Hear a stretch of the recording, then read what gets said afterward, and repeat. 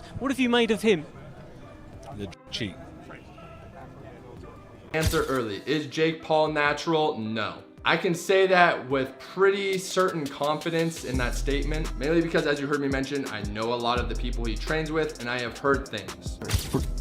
If I can test you randomly for performance enhancing the next 2 years, and I never got a response on that. Anthony Joshua has reportedly called out Jake Paul, hinting that Paul may not be competing naturally and could be using performance-enhancing substances. Joshua says he isn't bothered by how big or strong Paul tries to appear, because his own confidence is unshakable. He emphasizes that he's hungry, sharp, and fully prepared for the fight. In Joshua's view, his discipline and years of experience will overpower anything Paul brings into the ring. Oh, Jake's small, so that makes me confident. Jake's this, so that makes me confident. I'm just focused on myself. I'm confident in myself. Jake could be 10 foot. I'm confident in myself. That's what I'm saying. It's not about how he is. I just really I've got a good team. I've been through ups and downs. I've stood the test of time. I'm passionate. I'm hungry. And I'm still here ready to fight my heart out. So I'm confident in that. Anthony, not only from the UK, but from... Jake Paul's rising confidence in the boxing world has drawn heavy skepticism from veteran analysts. Many argue that Paul's belief he can challenge someone like Anthony Joshua is unrealistic. Joshua is a seasoned, decorated heavyweight with years of elite training, championship fights, and proven durability, levels Paul has not yet experienced. Critics also point to Paul's rapid physical transformation, suggesting he may be relying on substances. Meanwhile, Joshua remains naturally powerful, combining size, strength, and advanced skill. This massive gap has caused fans and experts to question whether Paul is truly ready for a challenge of this magnitude. Is Jake Paul natural? No.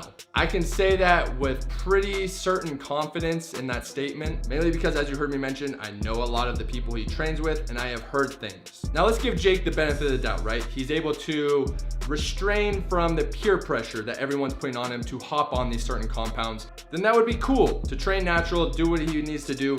But the thing is, his body composition has changed so much, his explosiveness, his power, and yes, that comes with training and time. But I find it very, very suspicious that for some reason, whenever a drug test gets brought up, for instance, when Fury wanted that in the contract, Jake Paul turns them down. So you should think to yourself, it's probably because he's not natural. Now I want to make it clear, I don't care whether Jake Paul is natural or not. There's so many people that aren't natural that are in combat sports. In fact, Tyron Woodley probably is also not natural. Everyone wants that little edge over their competition, and that's where drugs and anabolics come into play. There's certain compounds that are out there that just increase your explosiveness immensely, your recovery, so that you can stay in the same weight class, which is very important for combat sports, whether that's boxing, UFC, whatever type of combat sport you're doing. So that is why you guys have seen so much improvement from Jake Paul. Of course, he has a great circle around him, great trainers, great coaches, a great regimen, but definitely anabolics play a very fundamental role in that. They allow him to train as hard as he does. They allow him to increase his power and speed. And of course, when you think of those concepts, that's essentially the recipe to... Deontay Wilder has added fuel to the fire by suggesting that the fight's outcome might be influenced by contractual terms. He hints that the event could resemble past spectacle-style matchups, where entertainment and financial interests overshadow true competition. According to Wilder, the fighter favoring the deal will likely walk away with the win. His comments have intensified debates in the boxing world, with many wondering whether Paul's fast rise is driven by promotion rather than pure athletic performance. And they asked Deontay Wilder, who does he think will win the fight? And he said, whatever's in the contract for the person to win, that's who will win. And let me counterpunch. What Wilder is saying is what a lot of people are fearing, right? You know, the Jake Paul FDA that, hey, he has to win each and every fight has been one of those things that has been lingering around in the boxing world. as we've seen about Mike Tyson, and Mike Tyson seeing him pulling punches or appeared to be pulling punches and not really trying to fight Jake Paul. And I reminded people that it was an exhibition. And despite how it was billed and what Mike promised to do, I think none of those guys were just trying to hurt each other. You know, I think Jake Paul was actually just trying to, just share the ring with a legend. You know what I mean? To be honest, he made sure he won, sure, but, he didn't try to go out of his way to hurt Mike like he did, like he dropped Anderson Silva or he knocked out. These allegations have sparked major controversy, especially with the massive financial stakes surrounding the matchup. Big money fights often come with complex contracts, and Wilder's remarks have pushed fans to reconsider how much influence these agreements really hold. While not everyone agrees with the idea of a predetermined outcome, it has opened the door for more scrutiny. Analyst Wade weighs in by underscoring Joshua's advantages. He argues that Joshua's size, experience, and technical mastery far exceed anything Paul has faced. Even as an older fighter, Joshua's conditioning and confidence remain elite. Wade believes Paul may be underestimating just how resilient and tactically intelligent Joshua is. In his view, Joshua's proven record makes him a difficult threat to overcome, both physically and mentally.